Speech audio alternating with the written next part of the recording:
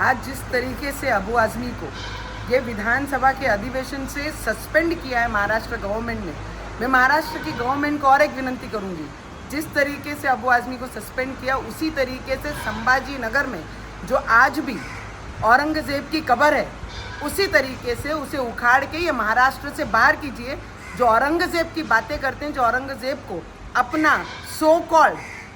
Father बुलाते हैं, उनको भी सबक सीखनी चाहिए कि महाराष्ट्र में औरंगज़ेब की नहीं, यहाँ पर छत्रपति शिवाजी महाराज के विचार चलेंगे।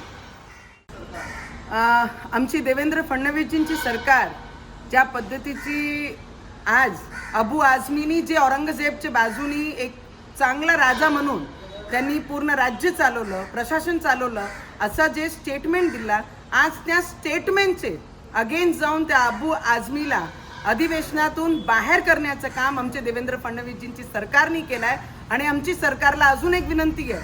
ज्या पद्धतीने औरंगजेबचे विचार आमच्या महाराष्ट्राला चालत नाही, त्याच पद्धतीने जे संभाजीनगरमध्ये जे औरंगजेबची कबर आहे तेही लवकरात लवकर त्याला उखडून या महाराष्ट्रातून बाहेर फेकली पाहिजे। आणि असे जे लोक स्टेटमेंट करणारे आहे आणि ज्यांना या बापावर प्रेम आहे औरंगजेबवर, असे लोकांना ही सीख भेटली पाहिजे की महाराष्ट्रामध्ये औरंगजेबची नाही, इथे छत्रपती शिवाजी महाराजांचे विचार चालतात। जय महाराष्ट्र।